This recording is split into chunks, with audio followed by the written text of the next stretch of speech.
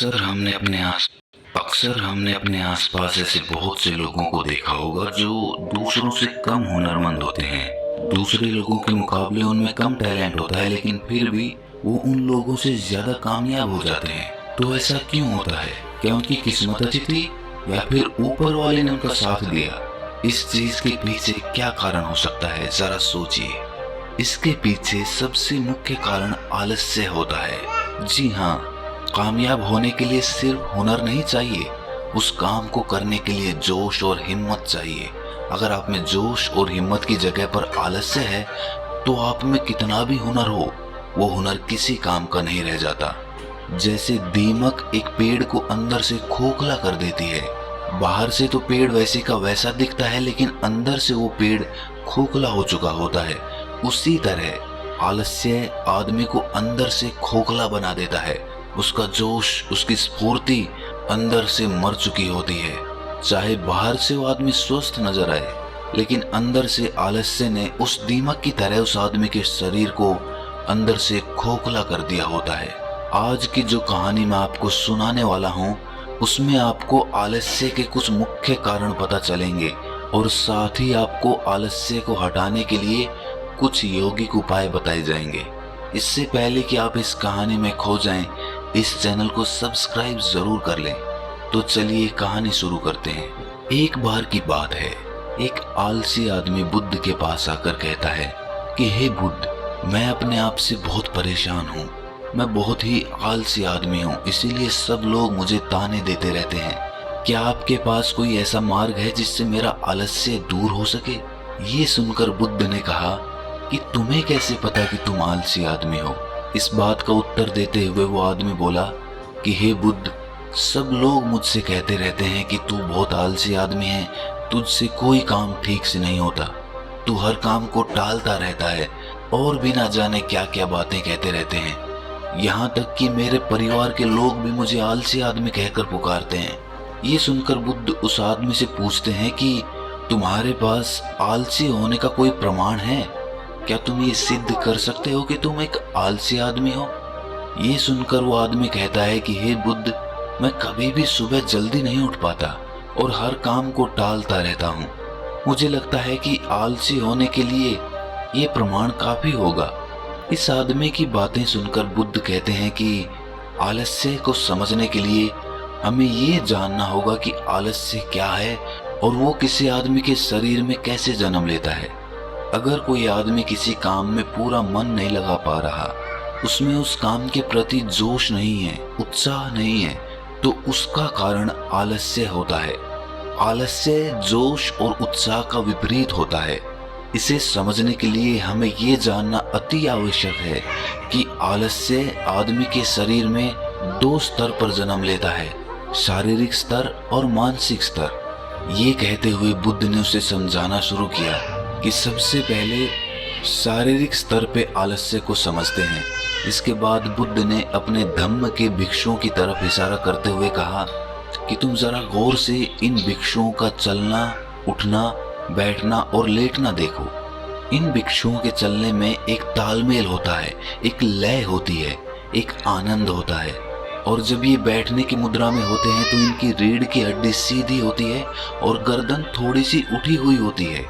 और वहीं पर जब ये लेटते हैं तो इनका पूरा शरीर एकदम शांत और स्थिर होता है। और वहीं जब एक आलसी आदमी चलता है तो वो एकदम झुका हुआ, थका थका और बिना आनंद के चल रहा होता है।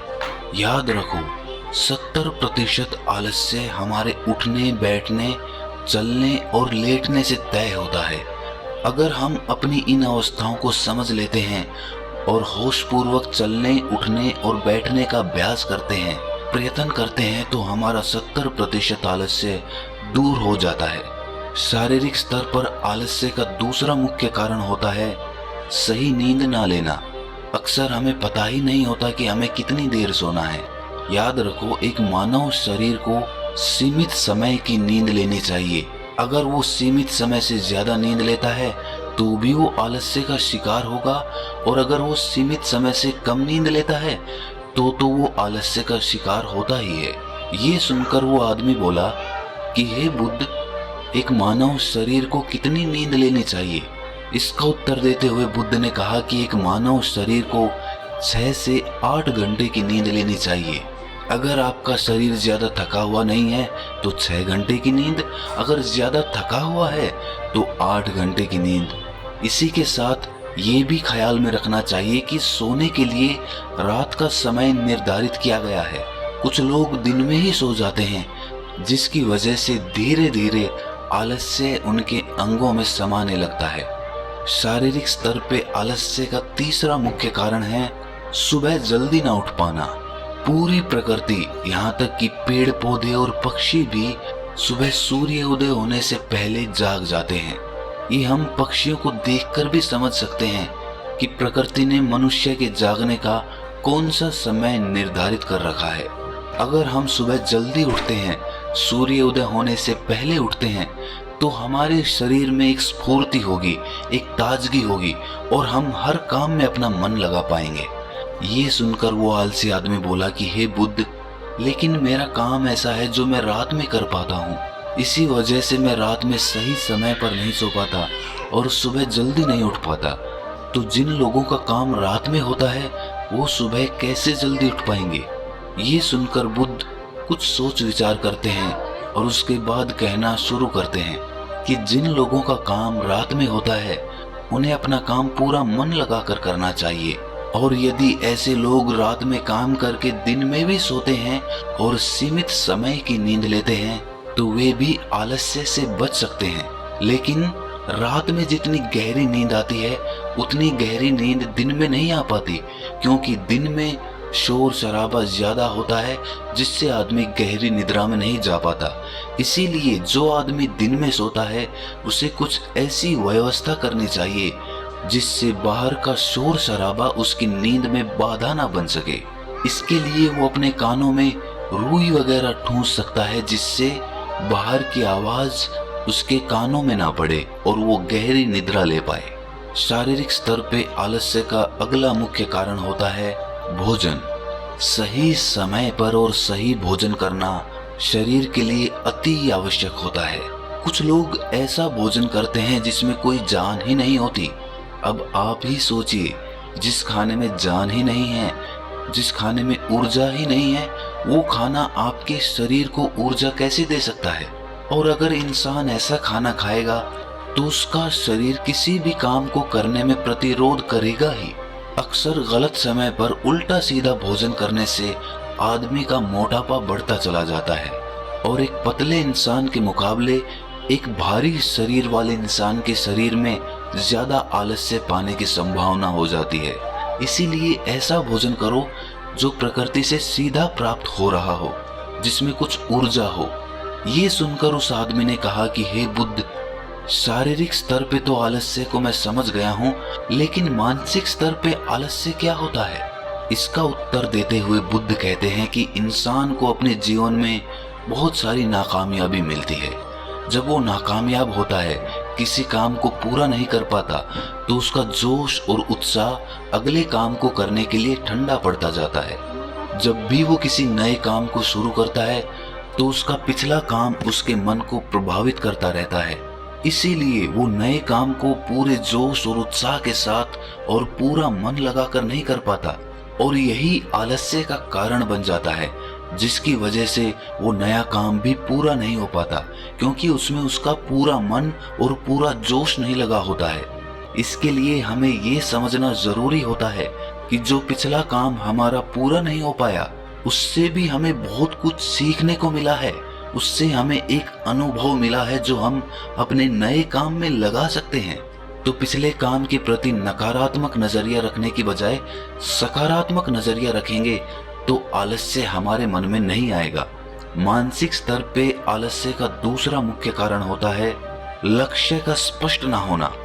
ये कहकर बुद्ध उस आलसी आदमी से सवाल करते हैं कि मान लो यदि तुम किसी जंगल में फंस गए हो और तुम्हारे पास खाने पीने के लिए कुछ भी नहीं है, तो तुम क्या करोगे?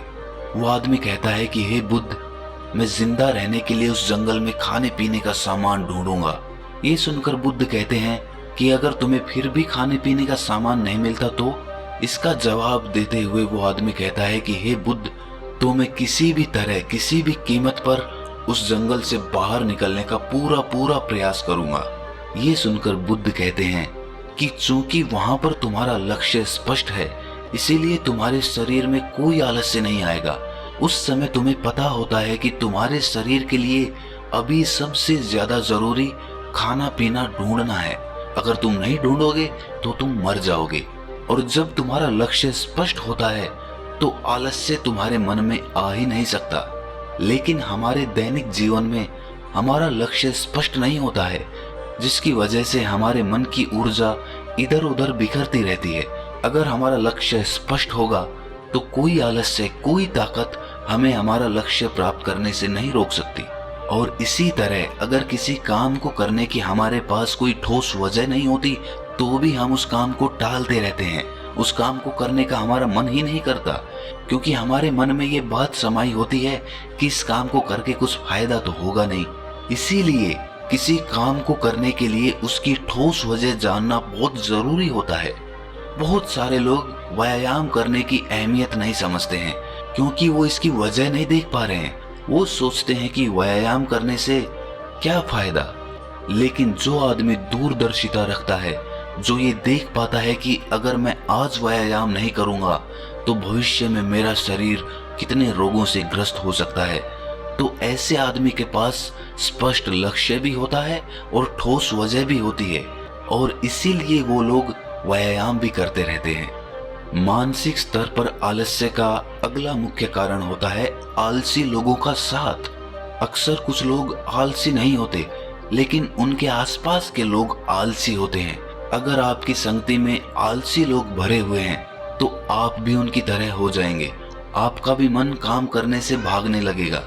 आलस्य एक छुआछूत की बीमारी की तरह होता है। जितने ज्यादा आलसी लोगों से आप घिरे हुए हैं, आपका मन उतने ही आलस्य को पकड़ लेगा।